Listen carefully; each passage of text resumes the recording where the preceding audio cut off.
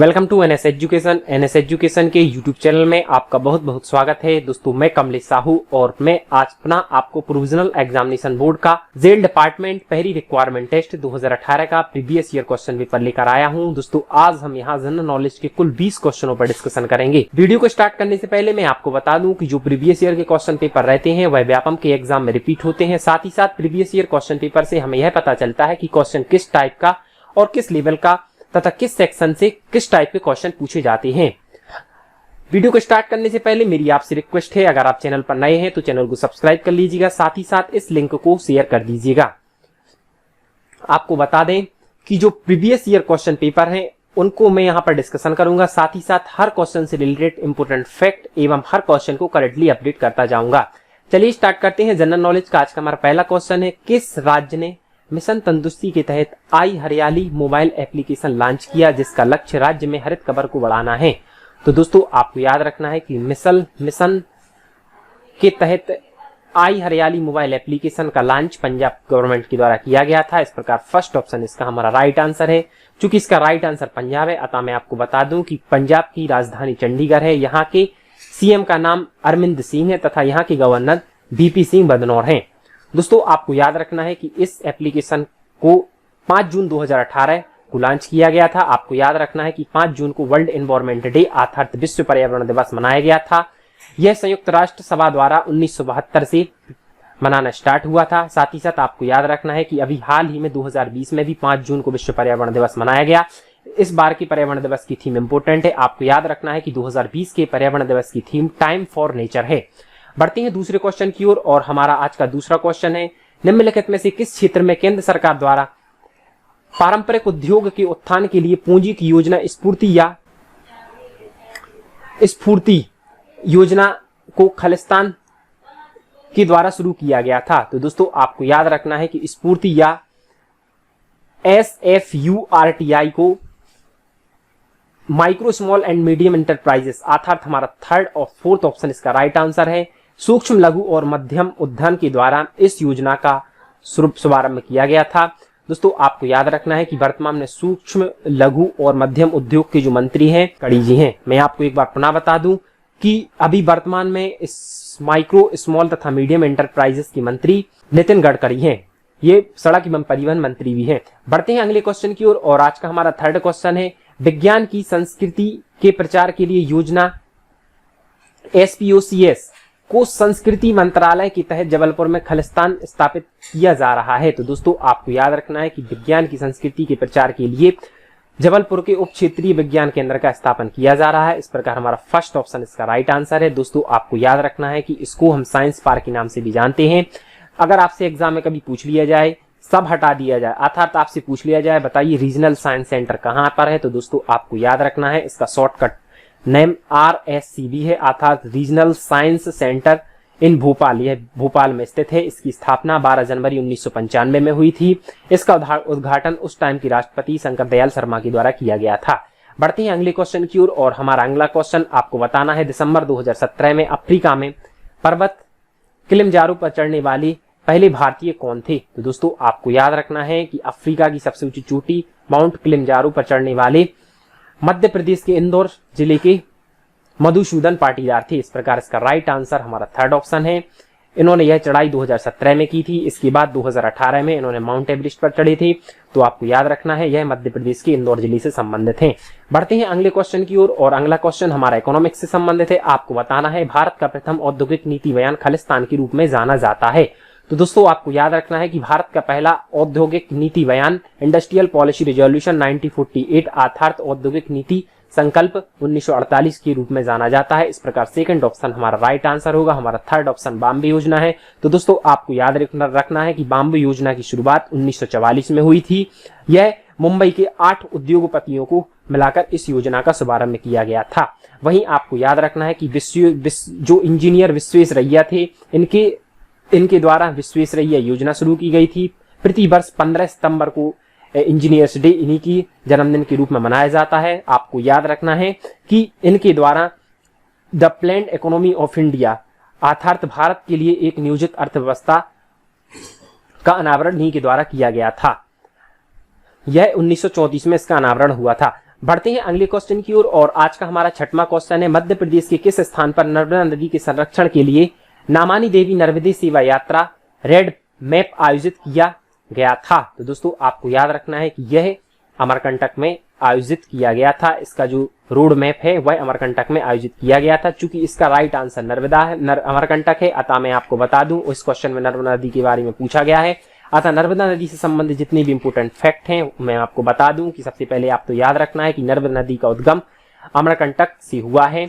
यह इसका समागम खंबात की खाड़ी में होता है। यह पश्चिम की दिशा की ओर बहने वाली नदी है और यह रिफ्ट वैली का निर्माण करती है। आपको याद रखना है कि यह एस्चुरी का निर्माण करती है, यह डेल्टा का निर्माण नहीं करती। आपको मैं पुनः बता दूं कि नर्मदा नदी मध्य प्रदेश की ऐसी नदी है जो एस्चुरी का निर्माण करती है।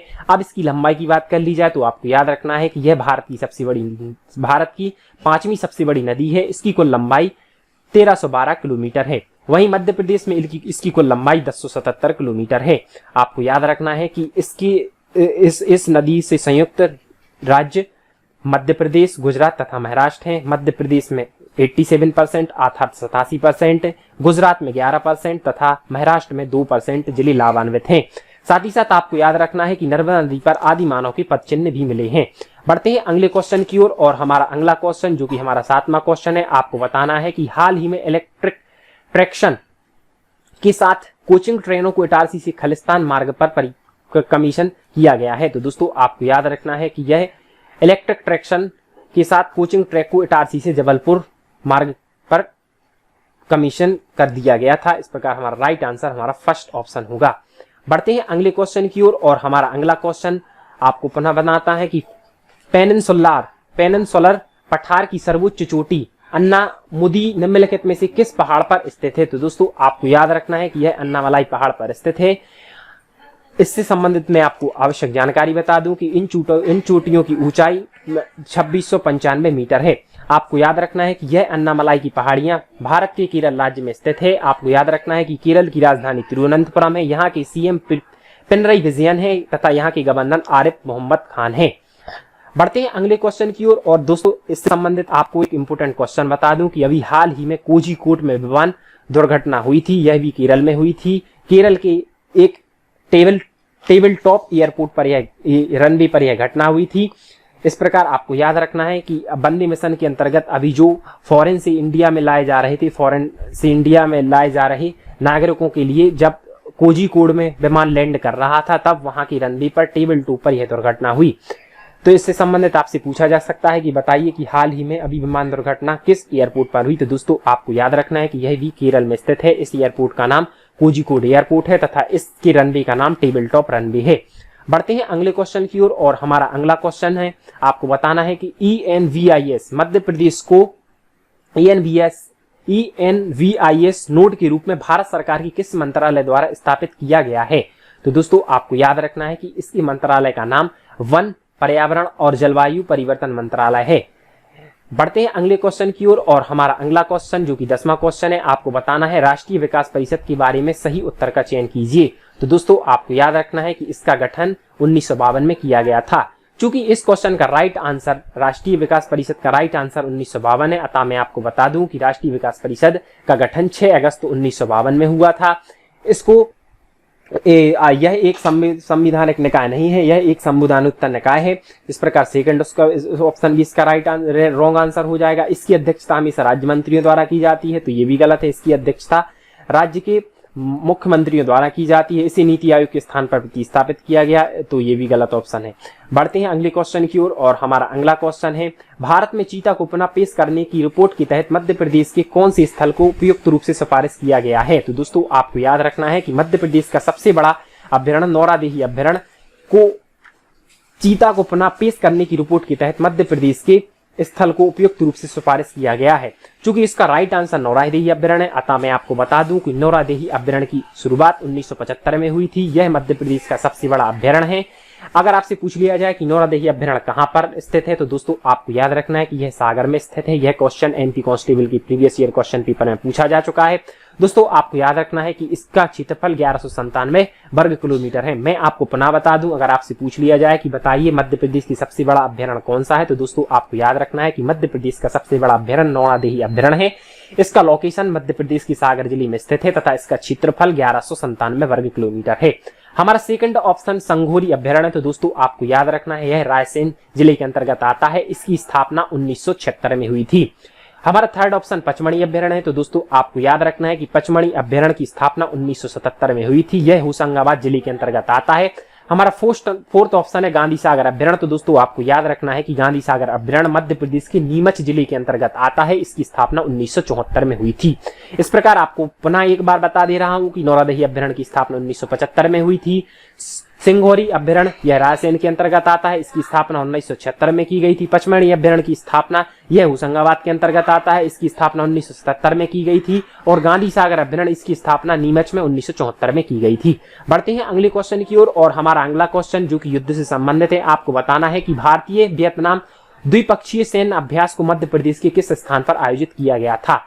दोस्तों इसका राइट आंसर जबलपुर है और आपको मैं बता दूं कि जितने भी सैनिक अभ्यास रहते हैं या डिफेंस रिलेटेड उपकरण हैं, यह मध्य प्रदेश के एक ही जिले जबलपुर में बनाए जाते हैं। अतः आपको याद रखना है कि अगर आपसे वाई कॉमन सेंस भी अगर आपको आंसर नहीं पता हो तो आप जबलपुर ही जज कर सकेंगे, क्योंकि मध्य प्रदेश के अधिकांश द्विपक्षीय सैन्य अभ्यास से लेकर जितने भी ऑर्डिनेट फैक्ट्री से लेकर गन गैरेज फैक्ट्री से लेकर हैवी व्हीकल जितनी भी ऑर्डिनेट है यह मध्य प्रदेश के जबलपुर में स्थित हैं। इस प्रकार इसका राइट आंसर जबलपुर होगा। चूंकि इसका राइट आंसर जबलपुर है अतः आपको याद रखना है कि जबलपुर में ही गन गैरेज फैक्ट्री स्थित है। बढ़ते हैं अगले क्वेश्चन की ओर और हमारा अगला क्वेश्चन स्मार्ट सिटी से संबंधित है। आपको बताना है कि भोपाल को इंडिया स्मार्ट सिटी अवार्ड 2018 के तहत खालिस्तान के लिए इनोवेटिव आइडिया पुरस्कार से सम्मानित किया गया था। तो दोस्तों आपको याद रखना है इसका right answer integrated command and control centre अर्थात ICCC, जिसे हम हिंदी में एकीकृत कमान और नियंत्रण केंद्र कहते हैं, इसके तहत इसको इनोवेटिव आइडियल पुरस्कार से सम्मानित किया गया था। दोस्तों आपको बता दें कि स्मार्ट सिटी मिशन की शुरुआत 25 जून 2015 को हुई थी। इसका प्रमुख उद्देश्य यह था कि 2020 तक चुने हुए 161 जिलों को स्मार्ट बनाना। इसमें मध्य प्रदेश के 7 जिले शामिल थे। ये जिले क्रमशः इंदौर, उज्जैन, ग्वालियर, सागर, भोपाल तथा सतना थे। तो इस प्रकार आपको याद रखना है कि इन 7 जिलों को स्मार्ट सिटी में इंक्लूड किया गया था। बढ़ते हैं अगले क्वेश्चन की ओर और हमारा अगला क्वेश्चन है, आपको बताना है जो कि राष्ट्रीय उद्यान से संबंधित है। मानस राष्ट्रीय उद्यान कहां पर स्थित है। तो दोस्तों आपको याद रखना है कि मानस राष्ट्रीय उद्यान असम पर स्थित है। चूंकि इसका राइट आंसर असम है अतः मैं आपको बता दूं कि असम में ही काजीरंगा राष्ट्रीय उद्यान है जो कि एक सींग वाले गैंडे के लिए प्रसिद्ध है। इस प्रकार आपको याद रखना है कि असम में काजीरंगा तथा मानस राष्ट्रीय उद्यान स्थित है। चूंकि इसका राइट आंसर असम है अतः मैं आपको बता दूं असम की राजधानी दिसपुर है। यहाँ के सीएम का नाम सर्बानंद सोनोवाल है तथा यहाँ के गवर्नर प्रोफेसर जगदीश मुखी हैं। बढ़ते हैं अगले क्वेश्चन की ओर और हमारा अगला क्वेश्चन जो कि 15वां क्वेश्चन है, आपको बताना है उस राष्ट्रपति का नाम बताइए जो संसद में एक बिल पास वापस करने के लिए राष्ट्रपति की शक्तियों का प्रयोग करने वाले पहले व्यक्ति थे। तो दोस्तों आपको याद रखना है कि राष्ट्रपति के साथ किसी भी बिल को रोकने तथा उसको वापस करने की शक्ति रहती है। तो इस प्रकार इसका राइट आंसर हमारा ज्ञानी जैल सिंह थे। इन्हीं के द्वारा संसद में एक बिल वापस करने के लिए राष्ट्रपति की शक्ति का प्रयोग करने वाले पहले व्यक्ति थे। बढ़ते हैं अगले क्वेश्चन की ओर और हमारा अगला क्वेश्चन जो कि 16वां क्वेश्चन है, आपको बताना है कि जुलाई 2018 में सर्बिया में आयोजित 36वें अंतर्राष्ट्रीय स्वर्ण दस्ताने टूर्नामेंट अर्थात इंटरनेशनल गोल्ड ग्लव अवार्ड में बॉक्सिंग में स्वर्ण पदक जीतने वाले एथलीट्स का नाम क्या है। तो दोस्तों आपको याद रखना है कि इन एथलीट्स का नाम दिव्या पवार है।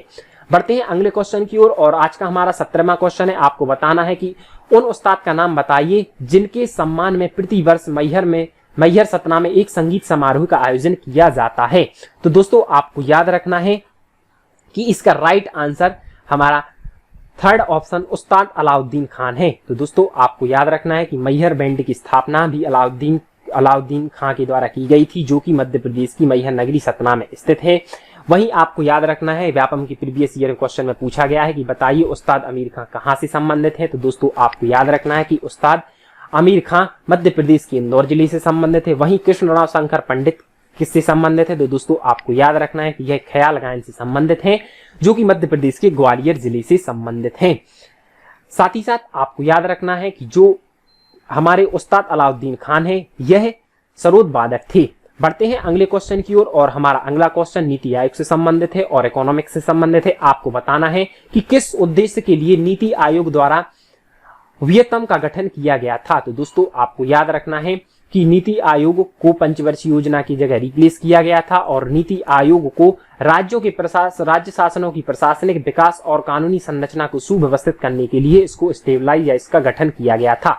चूंकि इस क्वेश्चन में नीति आयोग के बारे में पूछा गया है, अतः मैं आपको बता दूं कि सबसे पहले तो आपको याद रखना है एनडीसी अर्थात नेशनल डेवलपमेंट काउंसिल, इसकी स्थापना 6 अगस्त 1952 में हुई थी।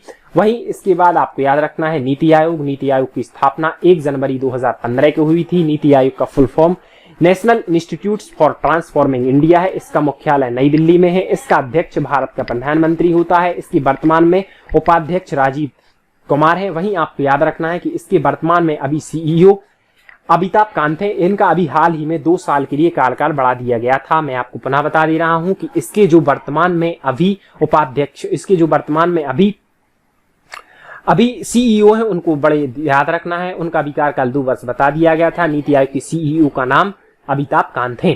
बढ़ते हैं अगले क्वेश्चन की ओर और आज का हमारा 19वां क्वेश्चन है। मध्य प्रदेश के निम्नलिखित में से किस जिले को EPRIS प्रोजेक्ट की परियोजना के तहत इसरो द्वारा चयनित नहीं किया गया था? तो दोस्तों आपको याद रखना है कि इंदौर को चयनित नहीं किया गया था। तो इस प्रकार इसका राइट आंसर हमारा फर्स्ट ऑप्शन है। चूंकि इस क्वेश्चन में इसरो के बारे में पूछा गया है, अतः मैं आपको बता दूं कि इसरो का full form Indian space research organisation है। इसकी स्थापना 15 अगस्त 1969 में हुई थी। इसके वर्तमान में अध्यक्ष के सिवान है।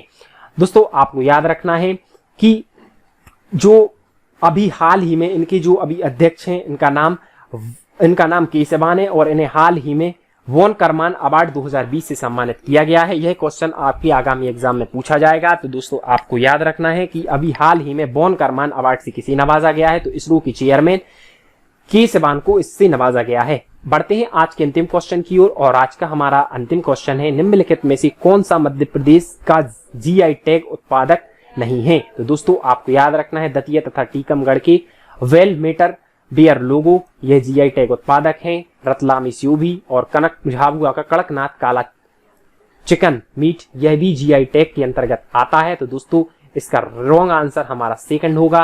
आपको याद रखना है कि जो हमारा सेकंड ऑप्शन है मोलेला क्लीवर्क्स लोगो, यह केरल का प्राप्त GI टैग है। दोस्तों आपको याद रखना है कि GI टैग, GI का फुल फॉर्म जियोग्राफिकल इंडिकेशन होता है। यह क्वेश्चन व्यापम की प्रीवियस ईयर क्वेश्चन में पूछा गया है। दोस्तों इस प्रकार जनरल नॉलेज के आज के हमारे 20 क्वेश्चनों का डिस्कशन यही समाप्त होता है। मेरी आपसे एक रिक्वेस्ट है, आपको वीडियो कैसा लगा आपको कमेंट बॉक्स में कमेंट करके बताना है। साथ ही साथ इस वीडियो की लिंक को व्हाट्सएप ग्रुप में शेयर करना है। मिलते हैं अगले वीडियो में, तब तक बने रहिए हमारे साथ। धन्यवाद। Thank you for watching my video.